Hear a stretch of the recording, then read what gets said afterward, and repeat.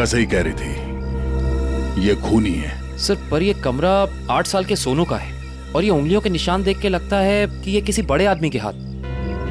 हाँ, कमरा किसी बच्चे का है। बच्चा कहाँ चला गया? पड़ोसियों से पूछते हैं। अच्छा, आप में से किसी ने सूरज को अपने परिवार के साथ कहीं जाते हुए देखा? नहीं साहब। सर, कल रात को सूरज और उसकी पत्नी रीना को घर से बाहर जाते हुए मैंने देखा था। कहाँ जा रहे थे वो? सर वो तो पता नहीं, लेकिन दोनों बच्चे घर में ही थे।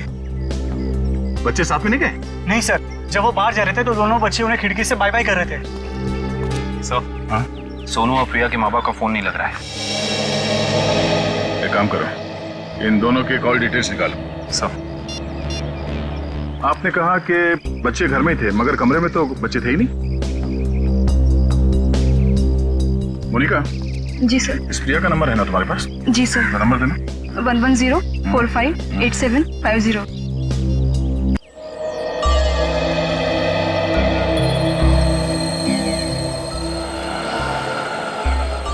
20 बज रही है, फोन नहीं उठा रही। सर, नाइट ड्यूटी वाला वॉचमैन आ गया है।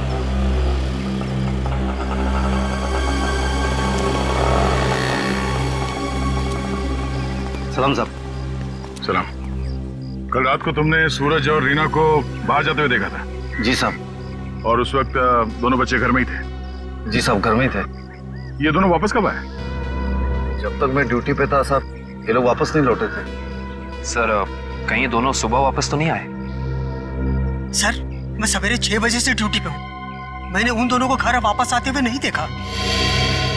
अच्छा, किसी और को देखा था सूरज के घर में जाते हुए?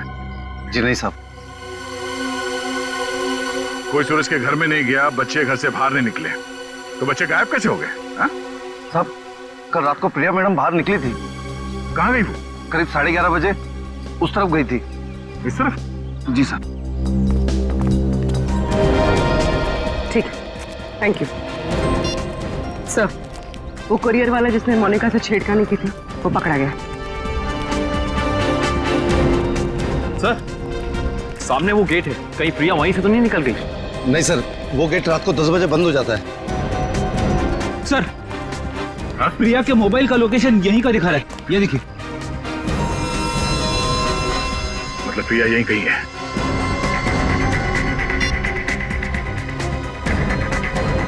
घंटी बज रही है। सर, आवाज तो नहीं आ रही। सर, हो सकता है प्रिया का फोन साइलेंट पे हो। एक काम करो, देखो जरा आसपास ढूंढो।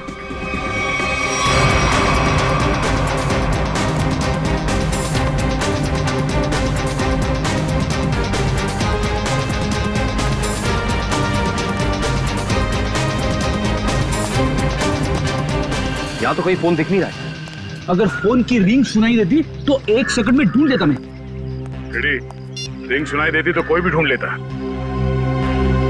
कहीं फोन किसी गाड़ी में तो नहीं है? जितनी गाड़ियां हैं उन सब की चाबियां चाहिए हमें। जल्दी गाड़ी चेक करनी है। लाइए, चाबियां दीजिए जल्दी प्लीज।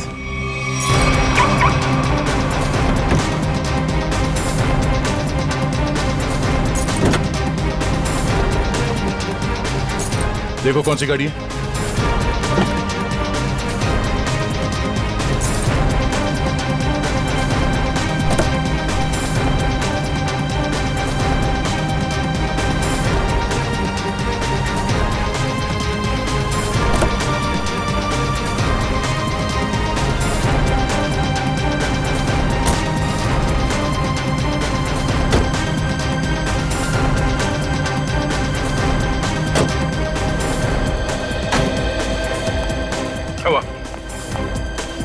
सर, सारी गाड़ियां साफ, कुछ भी नहीं। ये गाड़ी किसकी है? इस गाड़ी की चाबी क्यों नहीं आई? हाँ? किसकी गाड़ी है वो? सर, ये चेतन की कार है। तो चेतन कहाँ है? चेतन को बुलाओ। मोहन जी, अपने भतीजे को बुलाइए ना। अरे चाबी लेने गया, बस अभी आता ही होगा। ये लो आ गया। लाइए, चाबी दीजिए। ओए, रुक।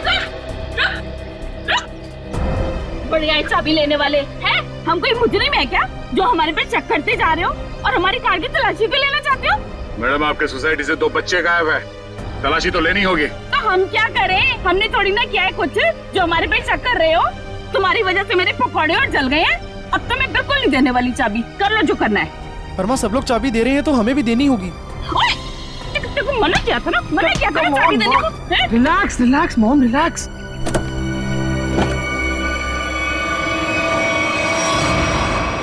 ओह नो। रुकिए, आप लोग रुकिए प्लीज। पीछे हटिए। चलो एक मिनट।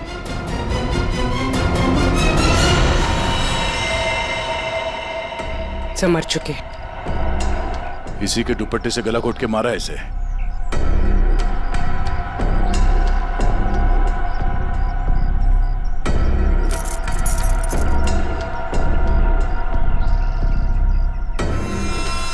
सर ये सेलफोन और ये चाबी।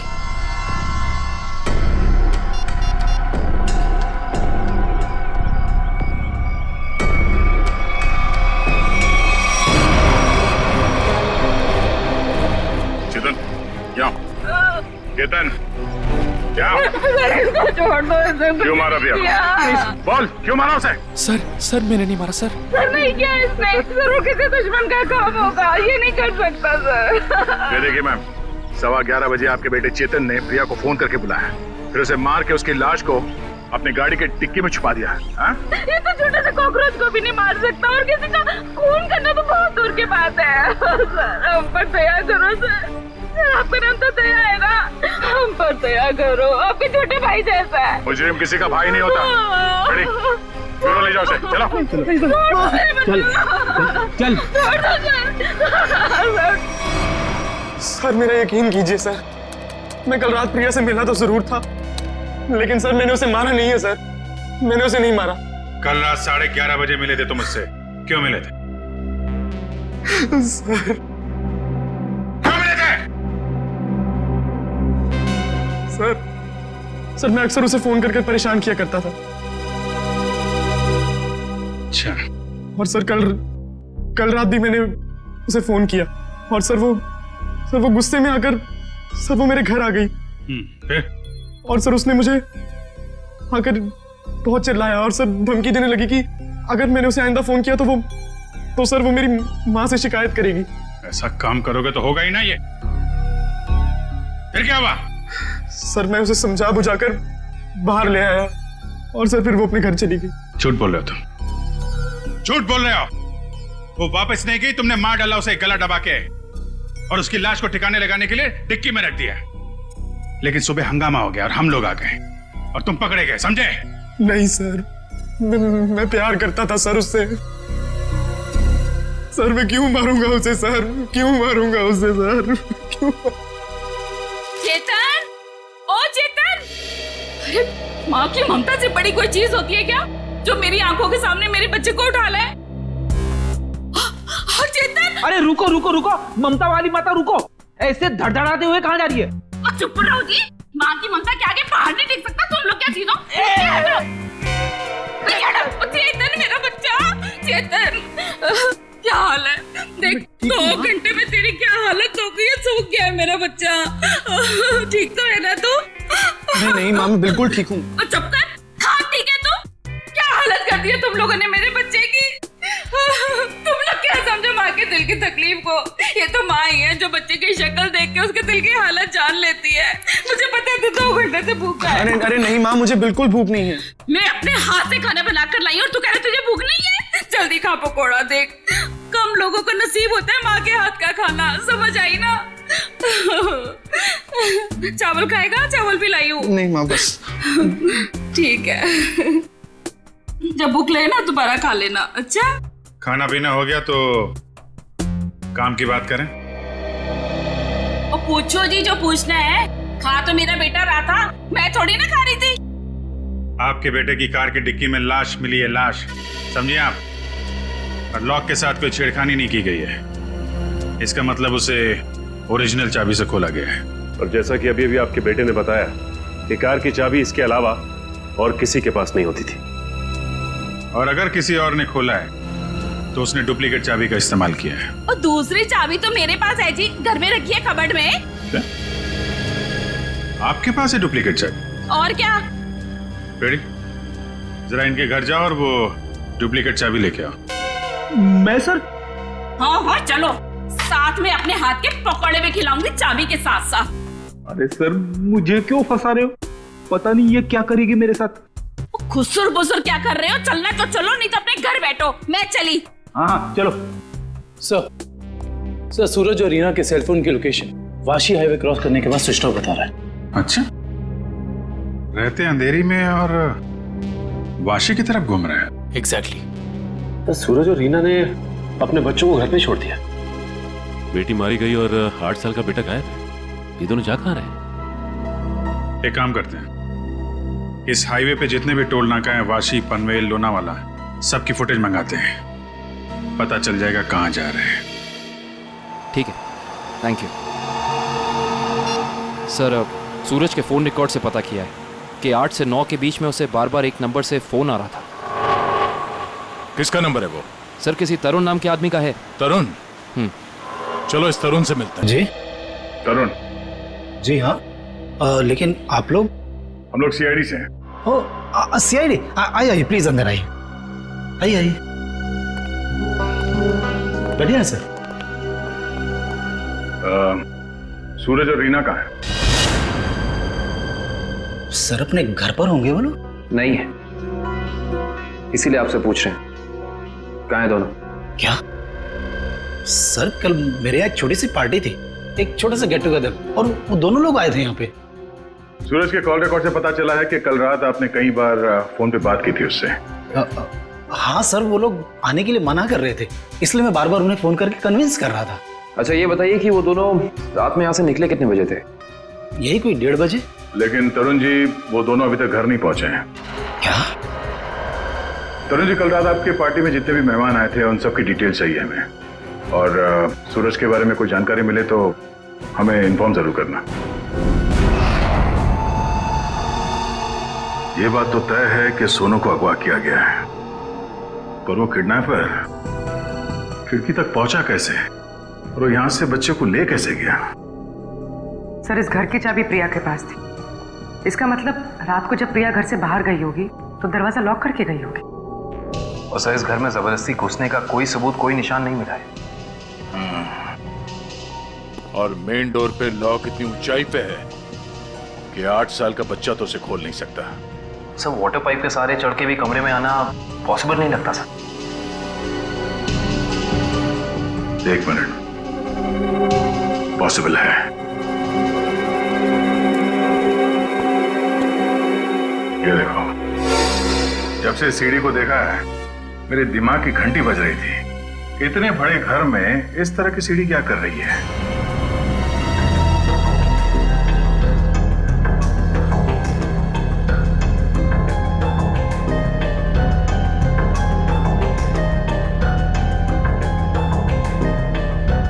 सेवन 11 20 23 27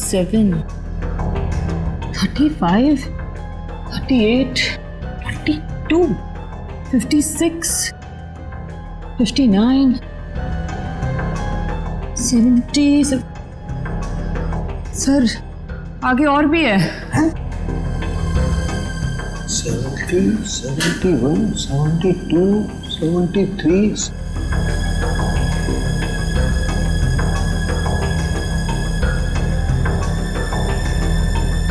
इतने सारे कौन है? सर ऐसे कैसे हो सकता है?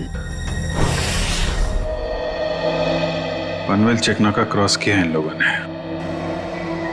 जा कहाँ रहे हैं?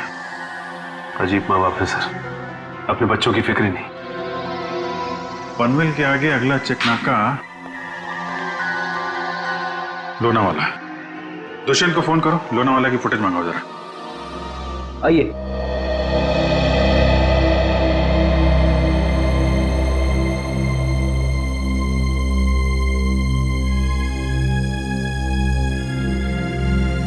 क्या हुआ? नहीं मिली चाबी? नहीं मिले। मुझे पता था। सर मेरे बेटे को छोड़ दीजिए, उसने कुछ नहीं किया, छोड़ दीजिए उसको। पहले आप ये बताइए कि आपके कबर्ड में डुप्लीकेट चाबी है, इसके बारे में और कौन कौन जानता था? मैं, मेरा पति और मेरा बेटा बस। आप जरा ध्यान से याद करके बताइए, पिछले एक हफ्ते में आपके घर में कौन कौन आया था? हाँ, बताती हूँ। एक मिनट, मैं लिखता हूँ, आप बताइए। मेरा भाई, उसकी बीवी, मेरे पति के दोस्त और मेरा देवर, उसके दोस्त भी आए थे और मेरी बहन। बस इतने ही लोग आए थे। बस, और कोई नहीं? जी। मेरे दोस्त राकेश, ललित और जोगी भी आए थे। हैं? वो ये कब आए थे? रविवार को, जब आप घर नहीं थी। मैंने तुझे मना किया था ना कि इनको घर लेकर मत आना। क्यों लेकर आया तू? वो हमारा कुछ प्लान था। क्या प्लान था? देखो, अगर तुम सच्चाई नहीं बताओगे तो खूनी पकड़ा नहीं जाएगा और तुम यही परेशान होते रहोगे। वो हमारा ड्रिंक्स का प्लान था। हे भगवान, यही दिन देखने रह गए थे तो शराब भी पीने लग गया। हे भगवान, मेरी तो किस्मत फूट गई। मुझे जोगी ने सिखाया होगा, करोड़पति ने सिखाया होगा। मैंने क्या तो उससे मत बात कर। वैसे एक बात है सच, देखो मैं कैसे सीधा करती हूँ। ये किसी एक आदमी का काम नहीं लगता है। बच्चे को लेके जाना, प्रिया को मारना, सीढ़ी का इस्तेमाल करना। हाँ डॉक्टर साहब, क्या पता चला इस सीढ़ी से? अरे भाई, इस सीढ़ी से तो बहुत बातें पता चली हैं। तो बताइए ना सर अपनी खोज के बारे में। इस सीढ़ी पे से हमें 80 लोगों की उंगलियों के निशान मिले हैं।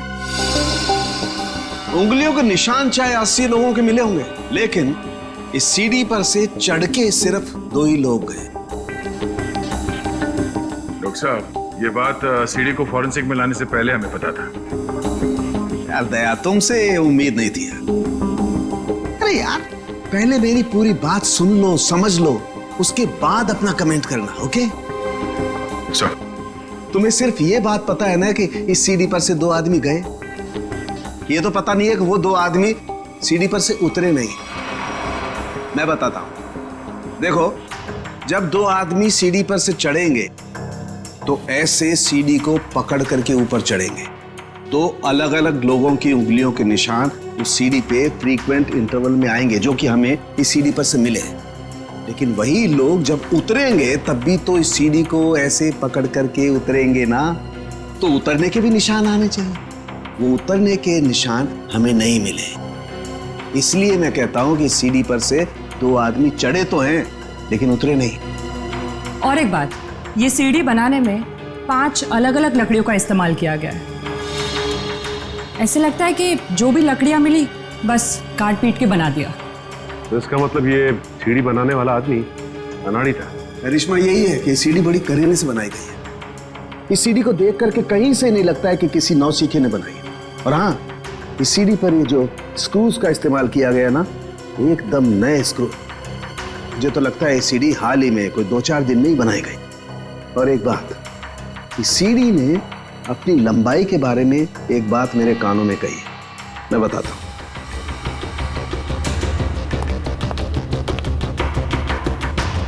इस सीढ़ी की लंबाई खास है 11 foot 7 inch. Exactly 11 foot 7 inch. भाई, जब कोई सीढ़ी बनाएगा तो 8 फीट की बनाएगा, 10 फीट की बनाएगा, 12 फीट की बनाएगा, लेकिन 11 फुट 7 इंच नाप तोल के क्यों? ये सीढ़ी तो इस खिड़की के माप का है। तो मतलब इसे खास तौर से सोनू के घर के लिए बनाया गया? तो अब भी सवाल वही है, ये सीढ़ी सोनू के घर पहुंची कैसे? अब जरा इन फोटोज को गौर से देखो, शायद कुछ याद आ जाए। हाँ साहब, ये दोनों कल इस ढाबे पर आए तो थे और इन लोगों को देखकर हम लोग काफी हैरान भी थे कि इतने अच्छे भले लोग इतने मामूली से ढाबे पे क्यों आए। लेकिन जाते समय 100 रुपए देकर गए साहब। तो जब ये लोग बैठ के बातचीत कर रहे थे, तुमने कुछ सुना? बातचीत? अरे साहब, हमें तो तब पता चला कि ये गूंगे नहीं है जब इनसे मिलने एक आदमी आया। क्या बात कर रहे थे वो लोग? पता नहीं साहब, वो लोग काफी धीरे बात कर रहे थे। फिर क्या साहब, उस आदमी ने अपने साथ लाया हुआ काला बैग उन लोगों को दिया, उनसे हाथ मिलाया और फिर निकल गया। शुक्रिया। सर सूरज और उसकी बीवी रीना पनवेल और तलेगांव चेकनाका के बीच ढाबे पर एक आदमी से मिले थे। ये सीढ़ी कोई बाहर से लेकर आया और फिर यहाँ सोनू गायब हो गया। कौन लेके आया था सीढ़ी अंदर? हाँ? नहीं सर, ये सीढ़ी मेरी ड्यूटी में नहीं आई है, इसके ड्यूटी में आई होगी। तेरा दिमाग खराब हो गया क्या? कुछ भी बोलते रहता है। नहीं साहब, ये सीढ़ी रात में यहाँ पे कौन लाएगा? मेरे सामने भी ये सीढ़ी नहीं आई। तुम दोनों जरा सोच समझ के जवाब देना। यहाँ सोसाइटी में जो कुछ भी होता है उसके जिम्मेदार तुम दोनों भी हो। मुझे नहीं मालूम, मैंने नहीं देखा बोल के बच नहीं सकते तुम लोग। इतना बड़ा हादसा हो गया और तुम दोनों को कुछ पता ही नहीं चला? नहीं साहब, हम लोग तो 7 साल से दोनों यहाँ पर काम कर रहे हैं, कभी ऐसी लापरवाही नहीं हुई। ये सीढ़ी ना ही दिन में आई है और ना ही रात में आई है। ये सीढ़ी या तो किसी गाड़ी की छत पर आई है या किसी टेम्पो में। सर, सोसाइटी में कोई भी सामान या फर्नीचर बाहर से अंदर आता है, हम लोग उसकी एंट्री कर लेते हैं। ये सीढ़ी बाहर से अंदर नहीं आई है। अगर ये सीढ़ी बाहर से नहीं आई है तो ये सीढ़ी सोसाइटी के अंदर ही कहीं बनी है। सोसाइटी में कहीं कारपेंटरी का काम चल रहा है क्या? हाँ सर, वहाँ जगन साहब क्या? जगन साहब?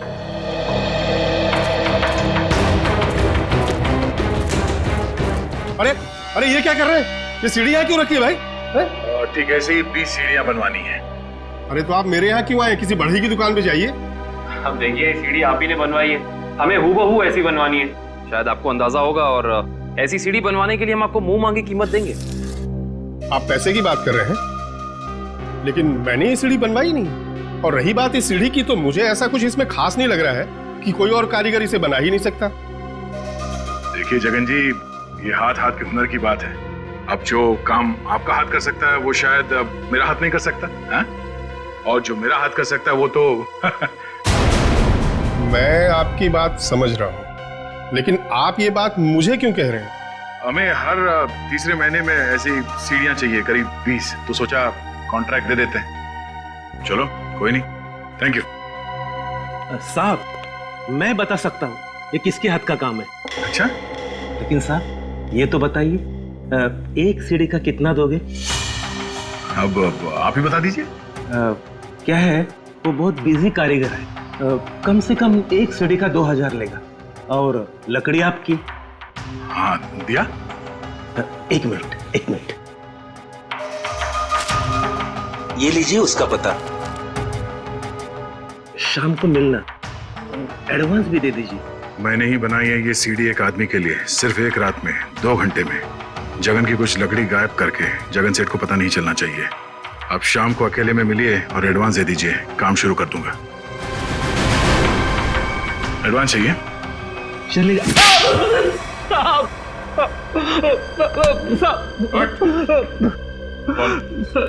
किसके लिए बनाई है सीढ़ी? मैंने उसे पहले कभी नहीं देखा था, उसने मुझे मुंह मांगी कीमत दी, इसलिए जगन साहब जब घर पे नहीं थे तो मैंने उसके लिए वो सीढ़ी बनवा दी। नाम क्या उस आदमी का? मालूम नहीं साहब। चुपके से उसके लिए सीढ़ी बनाई। अब चल, अब हमारे लिए उसका स्केच बनवा। चल साहब। एक मिनट लगाओ जरा इसे। कमाल है, एक इनकम टैक्स ऑफिसर जिसकी बेटी का खून हो गया है, बेटा किडनैप हो गया है, और ये मियां बीवी पता नहीं कहां घूम रहे हैं।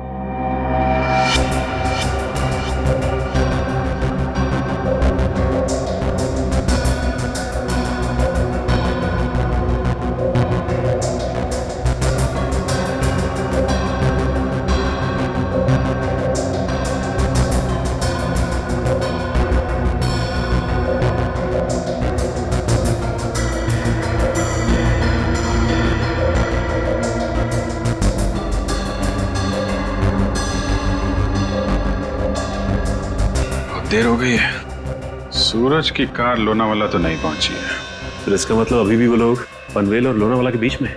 कड़ी, दुष्यंत को फोन करो। लोनावाला और पनवेल के बीच में जितने भी होटल हैं, ढाबे हैं, सब जगह पूछताछ करें। किसी ने तो देखा होगा गाड़ी को। Yes sir. श्रेया, जरा फिर से चेक करते हैं। वाशी टोल नाका चेक करो।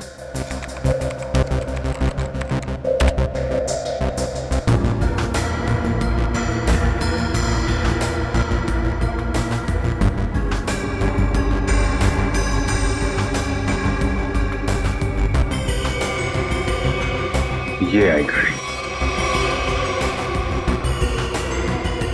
2:40 को वाशी से निकली है। पनवेल का?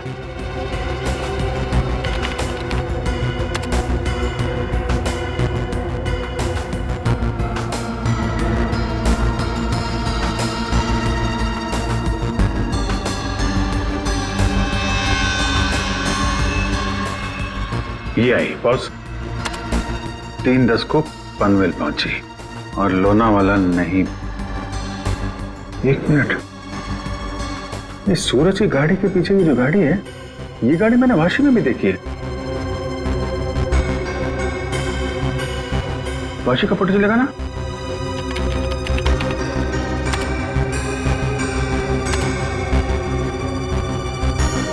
ये देखो, ये गाड़ी वाशी में भी सूरज के पीछे है, पनवेल में भी गाड़ी सूरज के पीछे है, और लोनावाला के फुटेज चेक करो, ये गाड़ी वहां से निकली है कि नहीं।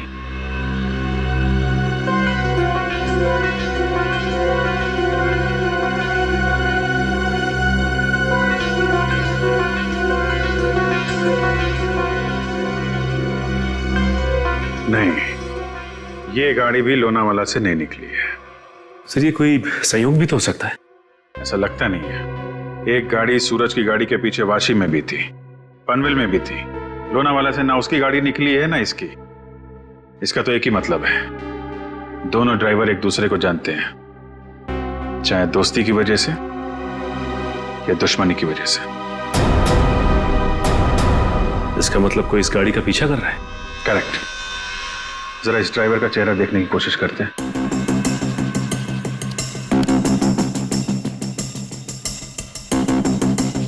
जूम करो इस पे। ये तो वही आदमी है ना जिसका स्केच हीरो ने बनवाया था।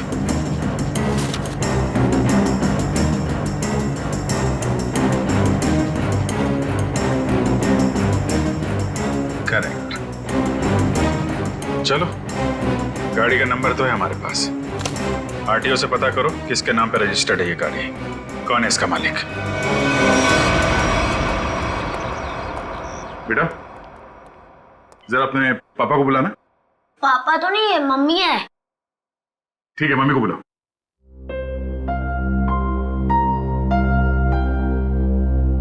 वैसे आप लोग कौन है?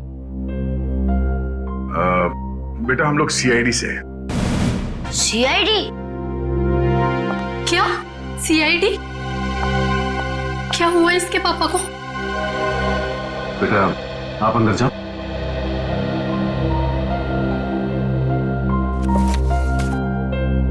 सर, क्या किया है बोनी ने?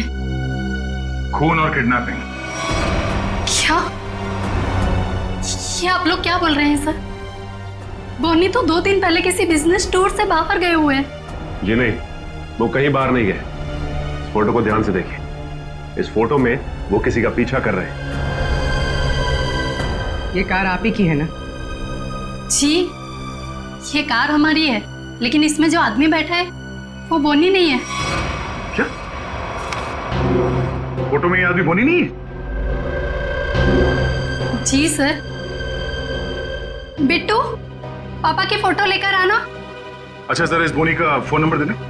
जी, 37568853। सर, कल रात से मैं भी बोनी का फोन ट्राई कर रही हूँ, पर स्विच ऑफ दिखा रहा है। हाँ सर, फोन बंद है।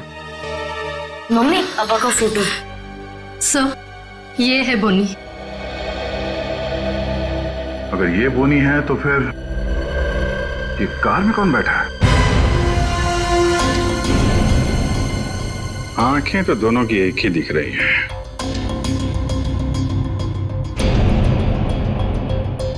फिर एक काम करो, या तो बोनी को दाढ़ी लगा दो या इसकी दाढ़ी हटा दो। दाढ़ी लगाने में बहुत टाइम जाएगा सर, हजामत कर देता हूँ इसकी बिना पानी के। हाँ,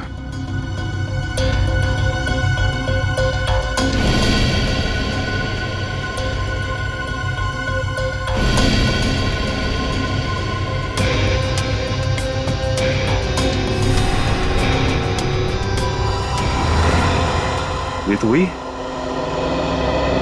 अरे सर, हिम्मत तो देखो इसकी। चेतन की गाड़ी में प्रिया की लाश रख दी ऊपर से दाढ़ी मूछ बढ़ा के घूम रहा है। जरा बुला के लाओ उन लोगों को। जानते हो कौन है ये दोनों आदमी?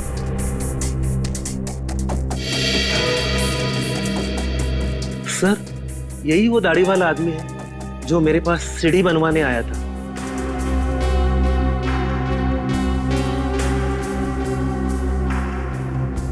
मगर ये बिना दाढ़ी वाले आदमी को मैं नहीं जानता। चेतन, तुम जानते हो? देखिए सर, मैं इन दोनों में से किसी को भी नहीं पहचानता। कविता जी आप? कविता जी, आप चुप मत रहिए। आपके बेटे पे प्रिया के खून का इल्जाम है और आपका बयान शायद उसकी जिंदगी बचा ले। ये दोनों फोटो बोनी की है। बोनी? माँ, ये बोनी कौन है? तेरे चाचा का दोस्त। मना किया था तेरे पापा को कि इसको घर में लेके मत आया करो, गंदा आदमी है। बस आएगा जरूर हमें एक ना एक दिन। हुआ ना वही, बस आ दिया। मेरे घर में कोई सुने तब ना। ठीक है, रेडी? अब क्या करेंगे बताओ, क्या करेंगे किसी को जाके? सर, एक बात तो तय है कि इन सबके पीछे बोनी है। बोनी तो है सचिन, लेकिन एक आदमी और है। हेलो, क्या सूरज भाग गया? कैसे? तुम बच्चे और रीना पर नजर रखो, मैं आ रहा हूं। ठीक है। मछली जाल में फंस गई सर, निकलने ही वाला है।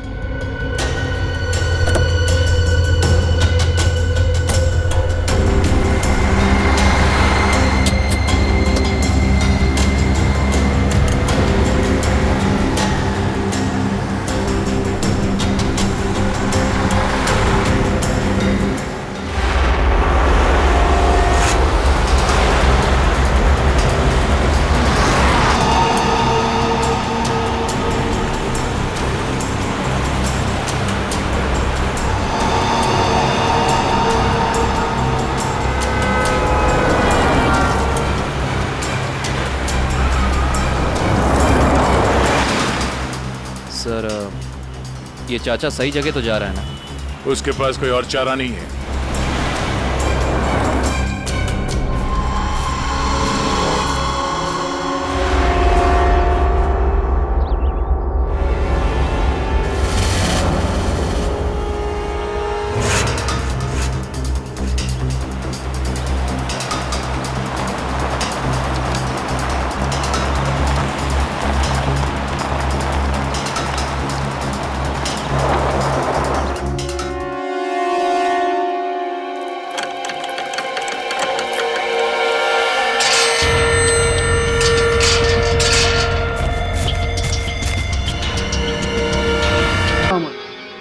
तो फिर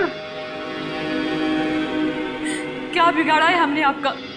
आपने हमें यहाँ क्यों बात कर रखा है? क्या चाहते हो तुम? हमने कभी किसी का कुछ नहीं बिगाड़ा।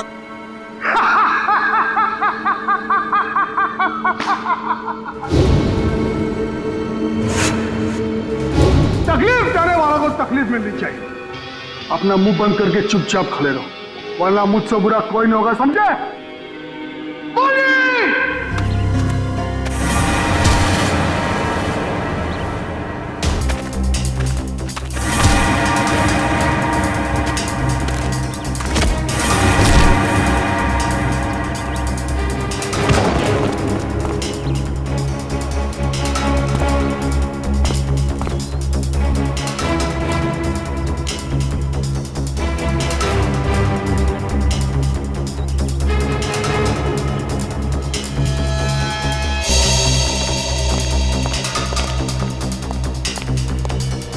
मोहन जी, जी आप यहाँ?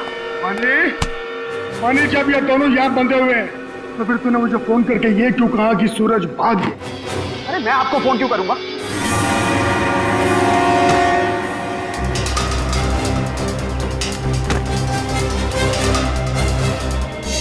अगर तूने फोन नहीं किया तो फिर कौन था वो? फोन हमने किया था। हमने किया था फोन चाचा जी। सीआईडी?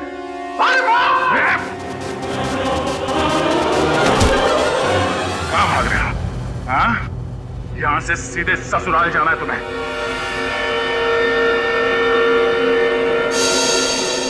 कहाँ है मेरा बच्चा सोनू? छोड़ दो दया। शाबाश शाबाश राजा शाबाश।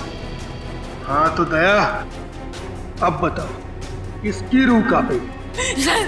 सर मेरे बच्चे को बचा लीजिए, नहीं तो मेरे बच्चे को मार देंगे। सोच क्या रहे हो दया? हमें छोड़ दो और जाने दो, वरना बच्चों को फेंक देंगे। अरे बेटी तो पहले खो चुकी है, अब बेटा भी जाए। नहीं सर, इन्हें छोड़ दीजिए, मेरे बच्चे को बचा लीजिए सर।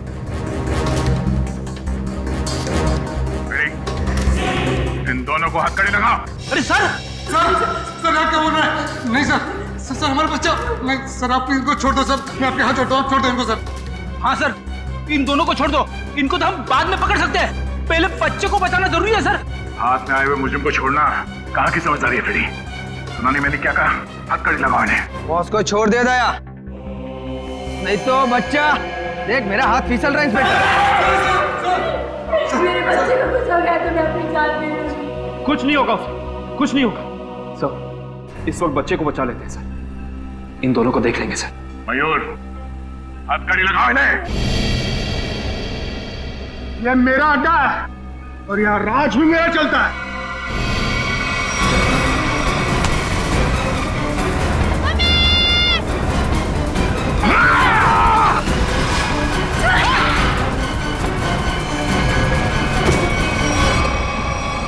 बेटा तुम ठीक हो? संभालिए इसे। चल जल्दी जल्दी।